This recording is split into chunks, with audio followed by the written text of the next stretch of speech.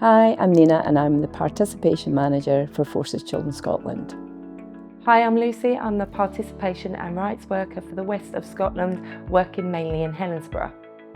Hi, I'm Abby and I'm Participation and Rights Worker in North East of Scotland, so covering Murray area. Hi, I'm Lisa and I'm the Rights and Participation Worker for the East, working in the Edinburgh area. When we talk about youth voice, we're really talking about rights.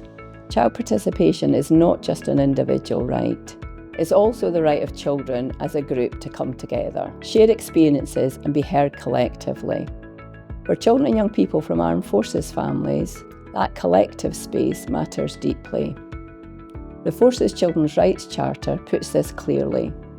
Children tell us, together we have the opportunity to talk about our experiences of Forces life and what would help everyone collectively. And they remind us that adults must create spaces where they can speak freely and safely about the things that affect them. When organisations are starting out with youth voice, it can feel daunting.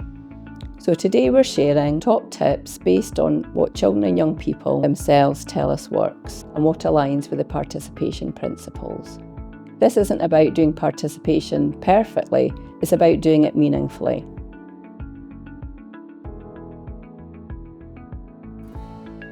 Our first top tip is this: create safe spaces for children to come together.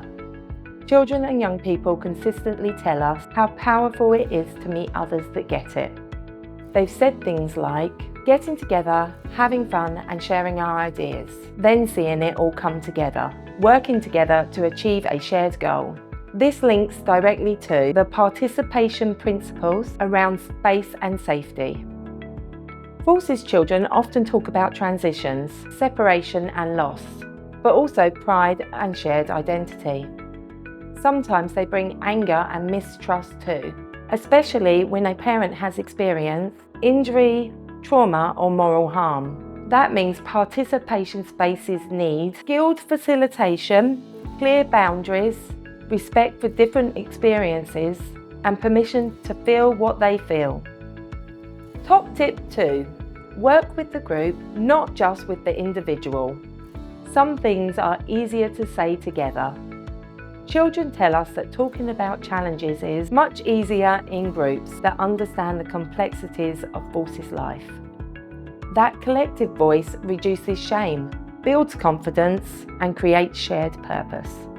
Youth voice doesn't start with policy, it starts with belonging.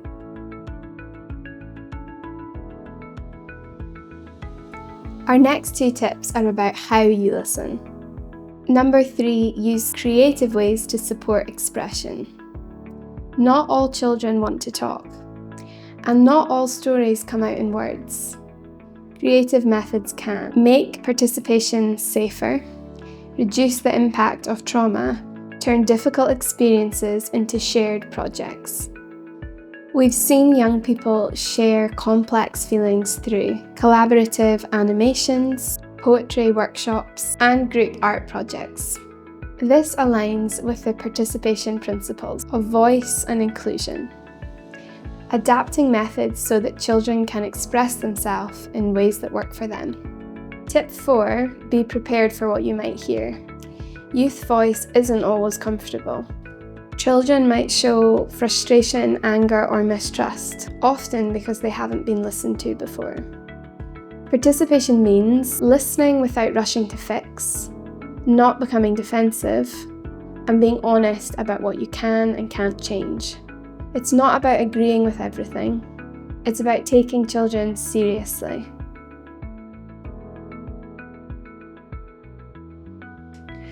Our final tips are about impact. Tip 5. Show how children's voices make a difference. One of the biggest barriers children describe is not knowing what happens next. The participation principles are clear here. Children need feedback. They need to see influence, and they need to know their voice matters. At Forces Children Scotland, we work with children not just to share views, but to co-produce. We co-produce policy briefings, campaigns, and service design. A powerful example is the Tornado of Change campaign, which directly led to the Ruby Boots project. When children see their ideas shape real outcomes, trust grows. Tip 6. Provide child-friendly information directly to children. A recurring message from young people is the need for information that is for them, especially from large systems like the MOD. If children don't understand decisions, they can't meaningfully participate in them. Child-friendly direct communication is a participation issue, not an add-on.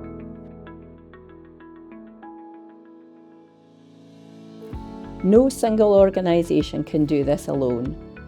Forces children need joined-up systems that listen across education, health, defence, social care and the voluntary sector.